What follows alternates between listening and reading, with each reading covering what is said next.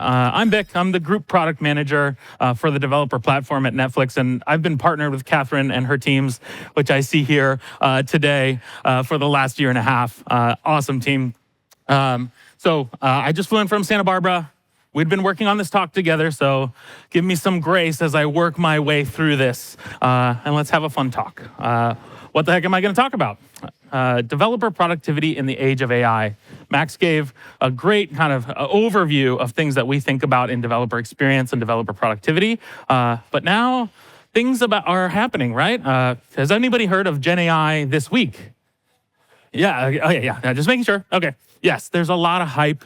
There's a lot of things going on. There's vendors coming to you and saying, our next generation product is GenAI. What does it do? Doesn't matter. It's GenAI. Try it. And our organizations as developer productivity engineers are also asking us, what are you doing with GenAI? Where are we using GenAI? What's our adoption with GenAI? So this kind of stuff is happening a lot.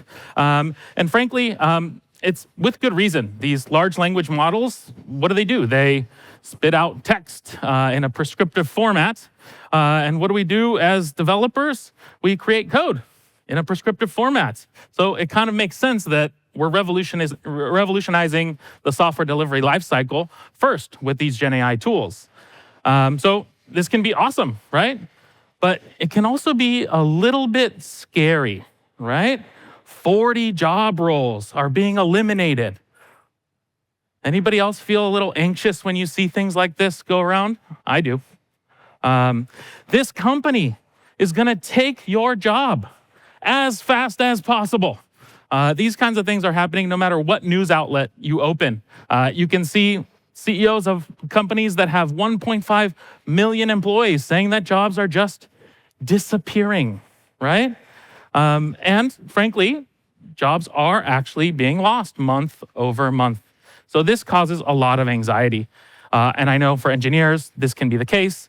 But certainly as a product manager, I have absolutely nothing to worry about. Oh, crap. Okay, so are we in danger? I think this is what we're all thinking. How can we make this something that we use? And what does it mean to do developer productivity as a software engineer working in developer productivity? What do we need to do differently or the same?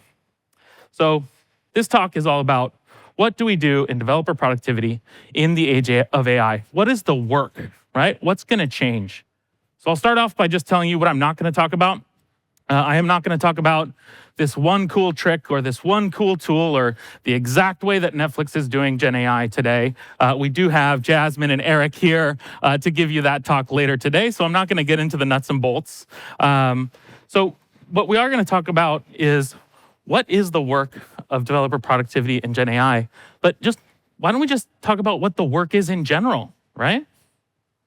So as a product person, I love my OKRs. Any OKR fans out here? You're liars. Okay, so let's take a look at what GenAI is doing through the lens of OKRs, right? So we have, let's say, 2023. Before the GenAI push, before agentic assistants were everywhere, what did our OKRs look like? Well, Max teed it up, right? We accelerate the end-to-end development lifecycle for engineers, crunch that cycle time down. That's great, right? But what other things are we doing? Well, if we're going to ship code faster, we want to make sure that we're actually getting it reliably deployed and that our developers have confidence. So what's going to change? What do we think is going to happen in, let's say, 2026? I'm prepping those 2026 OKRs right now. So what am I going to do? You guessed it. I'm going to sprinkle some AI on it. And we're going to do very much the same things. But we have a lot of new tools at our disposal, so we're going to actually use those. And let's see how this can affect us. Developer productivity, we've been focused on measuring productivity. Why? Because if we can't measure it, we can't manage it. So we know we've been investing on measurement a lot. We have frameworks like DORA. Well, not this DORA, that DORA, that's the one. Yeah, okay. So DORA tells us all these capabilities that we should have, and then how we should measure them with these metrics like change lead time, deployment frequency, how often we're having outages. And these things can be helpful in order to figure out where to invest your time. Then we also go and we ask our developers, we do our surveys, and we get our CSAT. And they say, I like it, I hate it. You're forcing me to do things I don't like, or that great new tool was great for me. And we get this qualitative feedback. Then we also got space. Space said we should track the developer's well-being. We should figure out how efficient they are, where their flow state is. And that's something that Max talked about a bunch. Other companies took a more kind of rough approach, which is we're making money. We have engineers. How much money does each engineer map to? This is a lagging indicator, probably not how you want to do it, but we've been trying to figure this out for a while, and it's going to be just as important with all of the GenAI tooling that we're doing. Just to give you an indicator of how valuable this is today, we can just look to last week. Atlassian's CEO came out of the bushes and acquired DX, our friends that are doing developer productivity metrics, for $1 billion, right? Our DX folks here, congratulations to you. Great job. This is a good signal. This is valuable. Atlassian is putting their money where their mouth is, knowing that this is going to help their customers be more productive. We should continue to invest here. Everybody agree on that, I think. But $1 billion is a lot of money, but not as much as we're spending in aggregate. We're spending $155 billion this year on GenAI and the related pieces. So I'm not an economist, but that seems like a lot of money. And if we're spending that amount of money, we want to know where it's going. This gentleman is John Wanamaker. He was a retailer and the Postmaster General in the late 1800s. He was decent at business and actually a terrible, terrible postmaster from what we understand. The Wikipedia article on him says he was not only incompetent, but also corrupt. Brutal for John. But he did do one good thing, and that was this quote: half the money I spend in advertising is wasted. The trouble is, I don't know which half, right? So if we modernize this, we say half the $300 billion we spend on GenAI is wasted. We just don't know which half. And this is not a place that we can be. Our business is asking us to provide value. We want to find where that value is and show that back. We also are doing a bunch of different experiments. How many folks are running some sort of trial or experiment on GenAI tooling today? Lots of us. We want to know, is that working? Is it giving us the outcomes we expect? And should we double down on it? Should we stop the trial? Should we move to other tools? So measurement is going to be as important as ever. And we frankly don't want to, lean in on just vibes, unless you call your vibes CSAT, and then maybe you're going to do okay. So what's another thing that we do a lot and talk a lot about in this room? Testing, right?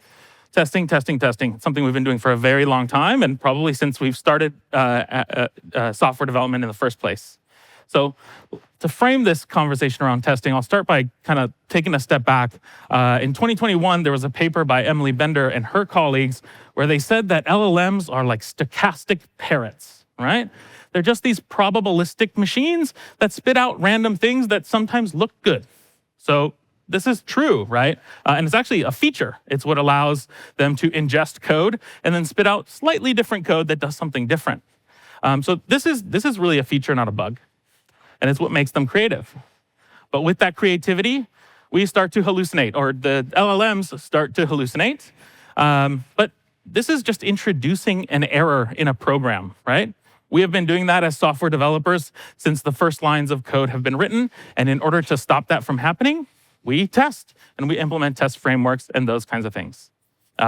Finding these bugs and these glitches, it's like going into the matrix and finding that one character that's off. And with LLMs, it can be that granular where one character is wrong. We'll talk a little bit more about that. But testing is not rocket science. It's something we've been doing for a very long time. We have it as a foundational piece of our software development culture. And we've been trying to figure out how to make these not only run, but run quickly for a very, very long time. Roberto and Aubrey, who I know you saw yesterday, are legends at Netflix here. And they talked last year about where we were investing, which was to give our developers test insights. And these test insights help them figure out how fast are my tests running? Are they passing often? How much is my coverage on this particular piece of software? These kinds of things helped our developers figure out where they could invest their time in order to make their tests more productive and actually make sure that they're testing the right pieces of software. So this is going to be the same kind of thing that we want to present when we're doing LLM-based testing as well. One of the things that we introduced is predictive test selection. And this allows for our system to pick the right tests that need to be run based on the changes that I have in front of me. This is going to be extremely important to bring down that inner dev loop time and make sure that we're not spending tons of time running tests that we don't need. We have engineers that are running Claude Code or Cursor and generating hundreds and hundreds of tests in minutes. And each of those tests is going to cost some amount of time added to their dev loop. So you want to continue to invest in these kinds of things that pick the right tests for you. Another side that we're investing in is test containers, so that when we have code generated, we have the hard to mock pieces of our system on the developer laptop. So those developers have a system that they can test end to end with as close to parity as possible as what they get in production. And again, this is going to continue to be extremely important. Now, going back to our parrots, I've seen engineers, not just one parrot doing their agentic coding, but with 4, 5, 6, 7 agents running at the same time. And we'll talk about what this can do. But does anyone know, if you have a group of parrots, what is the collective noun for that? Let's go to our GenAI friends over at ChatGPT, because they're never wrong. It is called a pandemonium of parrots. So if you consider that now you are unleashing this pandemonium on your environments, we want to make sure that our testing can make sure that it doesn't turn into a fresh hell like the upside down here. So let's make sure to continue to invest in testing. Another area which may be triggering for some of y'all, which is dependency management, is an area that we've been trying to tackle for a long time. We have Gradle, Maven, UV, NPM. We have our artifactories and our sonatypes. We've been trying to tame this beast for a while. So we've been working on supply chain security and making sure we can isolate our supply chain and make sure that only the right packages come in with proxies and filtering, scanning, making sure you're not using left pad, I think, is a good way to figure this out too. We don't have it all figured out yet, and it's messy, but it's definitely going to be something that's really, really important for us to continue to invest in. And the reason is that these kinds of attacks, like typosquatting, are getting more and more advanced. And now they're using what an AI might hallucinate as a package name as something that they're going to typosquat in those package registries. This is something that will continue to evolve, and we need to be on top of this. This new threat vector has like a nasty name. It's called Slop squatting, and somehow it's actually worse than it sounds. Because you might think, well, there's not that many times that a LLM is going to hallucinate a package name. But there was research out of the University of Texas, San Antonio, that says that this happens in frontier models 5.2% of the time, and in open source models 21.7% of the time. That is non-trivial, especially if you think back to those parrots that we have that pandemonium going on and generating code. This is going to start happening. So let's continue to invest in supply chain security and dependency management. I think Brian teed up, I love the inner dev loop, one of my favorite places to invest my time, and it's where we hope our developers stay for as much of their time as possible and really get into the flow. And speaking of flow, we had this blog post from the CTO of SourceGraph, which gave us this nice graph of what it would look like to get into the flow state of productivity. So after about 30 minutes of context building, you hit this peak performance where your code is just flowing off your fingers like a wizard. The reality is not this. It's more like this, right? You have the context switching. Some person is pinging you on Slack. You get the alert. You need to go have lunch. Oh, it feels like I need a coffee. Now you've had too much coffee. You have to go to the bathroom. This is really what our world ends up looking like, and something that we need to get in front of. Many folks have probably seen this XKCD comic, which kind of tackles this challenge of breaking up the flow state with compilation or build times. This is probably one of the reasons most of our productivity and engineering departments were created in the first place, is to prevent people from feeling like this. And so you would think that, with LLMs getting better, as we interact with them, they get faster, which is actually the case. But the recent blog post by Ethan Ding showed that yes, they are getting faster at doing the tasks we used to give them, but now we're giving them bigger and bigger and bigger tasks. So now we're waiting minutes for these things to do that, thinking. And this is going to break up our flow. And if you have 5 of these running in different contexts, you're certainly going to have a tough time going back and forth with them. So I modernized this a little bit for those Claude Code users.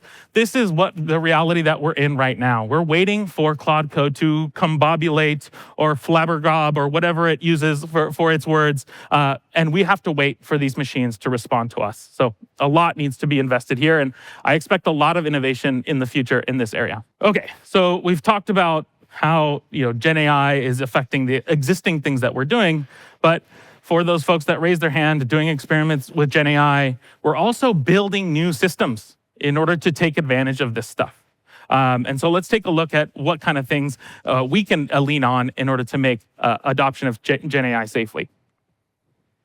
So let's take it through a normal journey of a business trying these things out. They're going to start, they have their normal IDE set up. They're going to give people access to an agent, whether it's Claude or Codex or JetBrains IDE or Cursor. And the developers are going to feel more productive. But what they're going to end up doing is figuring out these great prompts, maybe 3,000 words of prompts that actually gets the LLM to do the right thing and have the right bounded context. So after a while, they realize they want to be able to share these things. You're going to create a prompt library, and they're going to have specific tests that are specific tasks figured out in there that you want to share across your business. And this is great. Now everybody's running these tasks and being really productive. And then at a certain point, you're going to realize, well, we can't have this 4,000 word prompt for every single task we have at the business. So we need to bring some ambient context about just our world so that any task can leverage it. So you're going to create this RAG pipeline and index your source code and your documentation. So now we've built this crazy system that we have to maintain, and it has a lot of moving pieces that are actually not always in our control. We have the models that are changing, and that's going to change the output. We have a prompt library that people are going to contribute to, and that's going to change the output of those tasks. And then we're going to add and remove different documents into this RAG index to make sure that we're getting the right context to these things. This seems like a lot that we need to figure out. And so what are we going to do? We're going to lean on evals, right? Everybody's talking about evals. But really, what is an eval? It's really just making sure we do the same things that we used to do and continue to do with regular software. Make sure that we have CI so we can see the impact of a particular change. Make sure that we do a progressive rollout so we can catch things early before they hit the rest of the organization. And then finally, let's make sure we have good observability so we see production issues as they're happening. So these are the kinds of things that we can think about in our new GenAI world. I don't think it's going anywhere, but I think we're high-value folks in here that can add a lot of value to the business as we shape these practices around LLMs. So let's recap. We talked about measuring productivity, testing, dependency management, inner dev loops, safely adopting GenAI. All of these things are going to be important and continue to be important for us. But if you think back to the title of the talk, it's a nod to this book by Walter Benjamin, which is the work of art in the age of mechanical reproduction. And he was looking at, if we have paintings and regular art, what happens when photography is introduced, right? And so if you take that lens, you can think back to how we did programming many years ago with punch cards. And then we found more digital ways to do things. Things that were more user-friendly and allowed us to share programs, build programs at a higher level, figure out our build status based on a lava lamp. This is maybe not the greatest innovation ever, but the fundamental practices of developer productivity and software development have not changed. And so I hope that we see the value of our work and how we can influence this next wave of innovation that we're seeing.